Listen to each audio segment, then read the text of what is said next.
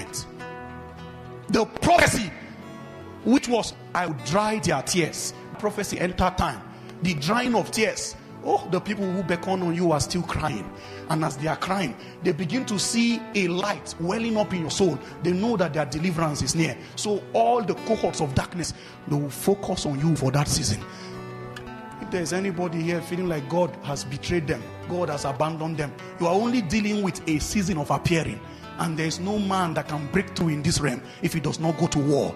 From the days of John the Baptist, this kingdom suffered violence, and they say violent men alone are the people who can take their delivery by force. So you did not take it by negotiation. You stepped into destiny by violence. How do you enter? When you wake up and you don't understand your body, you wake up and you are feeling tempted from head to toe. I tell you, you know that the only way he comes is through the dust. In Genesis chapter 3 verse 14, they say dust you will eat through the days of your life, and on thy belly shall thou go. That is what they subjected Satan to. That if it is this man, you only relate with him through the flesh, dust. How do you mortify Satan? You cage your flesh. This is not about you had a dream or a nightmare. That's not why believers fast. You fast because something is at stake. You fast because if you don't tame the flesh, he will express himself. You fast so that the spirit can gain capacity. Because you know prophecy can be aborted if the flesh moves. In a season where you know that the contention for manifestation is on you, where you know that it's either I get it right or I become a fake forever, are you going to join the league of many fake? Are you not offended at the news everywhere? Are you not offended? Let me share one thing with you. Don't let anybody deceive you. The fakes are many. There are. Just be honest with yourself. Just think of who you are in the secret. Then you will know the number of compromised products. And they want one day that you carry a mic, then you will climb a pulpit. Before you even talk, people will start shouting and falling under the anointing. Then you will continue that for 30 years of your life and die in the midst of your iniquity. And at the throne you will hear, depart from me, ye worker of iniquity. And then demons will begin to mock you from there immediately. It's a strategy for those who arrived with purposes. It is in the day of your appearing that the angels that do a similar work like you in the throne eternal, because there are two different civilizations, the angels that do your kind of work, they will begin to appear and summon your attention. In the season of appearing, a Zachariah that is a man of the presence, a Zachariah that is a priest that stands in the presence of God on behalf of Israel, a Zachariah will see a Gabriel that stands in the presence of God.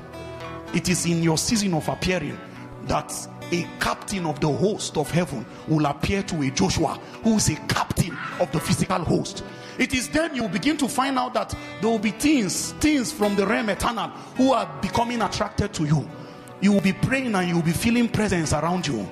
You will stay in your room and you will know you are not alone. It is that season you know that all the host of heaven, you are the talk in the corridors of eternity. It is your matter that is being deliberated on.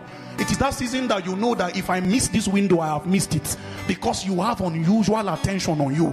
Both light and darkness are on you. There is a prophecy hovering over your head. The prophecy will wake you up in the night and say, I know you are the one to do this thing, but you are not ready yet, so pray, pray, pray. And every night they'll wake you up. You go on your knees and have unusual strength to tarry. You who know that you cannot pray like that, who is this being giving you power to pray? It is because the angels that do the kind of work that you are about to do, they have come to support your hand. In the day of your power, your people will be willing, and the people are not just men. There are creators too that will come for you. The day of our power has broken out upon our generation, and those who will lift the flag of Jesus is now or never. The war has started. The battle for our age has started. The men that will fight this war, it is this season you will see them. If you don't see them, they have missed their manifestation. The fathers have fought their war. Kumuyi is old now. His sword is drenched with blood. He's a warrior that lived and attested to his purpose. But there are people who are supposed to come and collect the sword from their hand and enter the battle again. Now you can see on the internet, littered everywhere with defilement, and we don't even have warriors who fight on the, Jesus. Our children, they are at the mercy of this great campaign, because our fathers, they held the fort, they held the line and the standard of righteousness. They mocked some of them throughout their life. Some of them lived in persecution until now. Now they are old and their sight is dim, and they are waiting and say, Lord, when would you call Samuel? When will the Samuel rise? That is the pain of the elders. They are waiting on the manifestation of the sons. In different revival meetings, many of them now are going across cities. They know their time is short. They know that they are about to hand and transfer a mantle to another generation. But the generation, they continue to sleep the sleep of Adam, and the sleep is the slumber of an age. Awake thou that sleepest. Awake thou that sleepest. Are you the one who is to come, or should they wait for another? Are you that prophecy that should happen? Why are you pretending like you didn't come with a burden? How comes you have lost your burden? How comes now nothing drives you again? You see sinners now and your heart don't break anymore, because all you care about is a job, a husband, a wife, money in your bank account. They have changed you. He says, I planted you a right seed, holy, a right seed. He says, how hast thou turned into a degenerate plant of a strange vine unto me? Who converted you? Who changed you? All men have burdens. The truth is, it's just that it's not the burden of the Lord that some carry. Some people carry a burden to prove a point to their generation. Some people carry a burden of intimidation. They say, one day I will show them that I am not somebody to laugh with. That is not a burden. It is the Antichrist that has casted a weight on your soul. Who are you trying to prove a point to? The people who are marking our report cards are not here. The season of our appearing.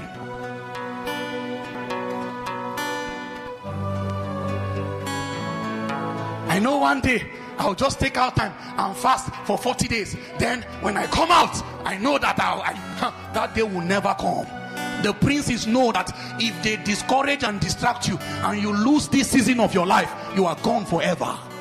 A time will come, your brain cannot understand concept as easy as you can now again.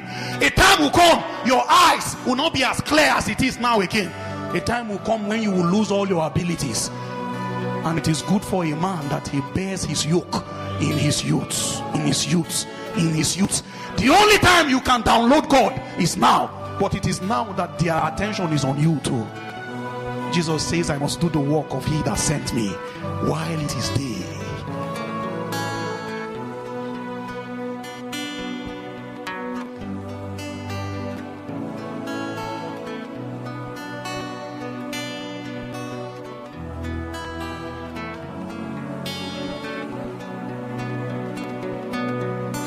Your day period is going gradually. Very soon the attention of heaven will shift. Behold, I stand at the door and I knock. He's not going to knock forever. When darkness have wasted your years, they will leave you. Satan never rewards any man fairly. When darkness finish spending your years, they will leave you.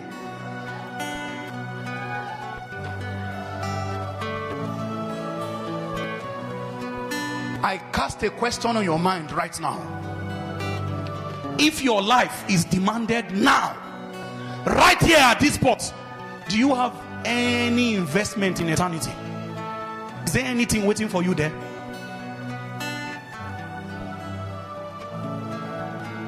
You are investing in a world that is passing, investing in a world that is fleeting, investing in a world that is perishing. You began to die from the day you were born. In case you don't know, age can kill a man. It's not only sickness. There is a number of age you arrive at, and old age becomes the interpretation of the death, that he's old and he died. So time is not on your side. Everybody knows, but they want you to continue to pursue many things. At the end, you never scratched the purposes of God for your life. When we all appear before the throne, the word of the Lord will try you, the same way the word tried Joseph. And the trial of the word of the Lord is they will compare what was spoken versus what was done. And then you will find whether you can be welcomed, thou good and faithful servant, or depart from me, ye walker.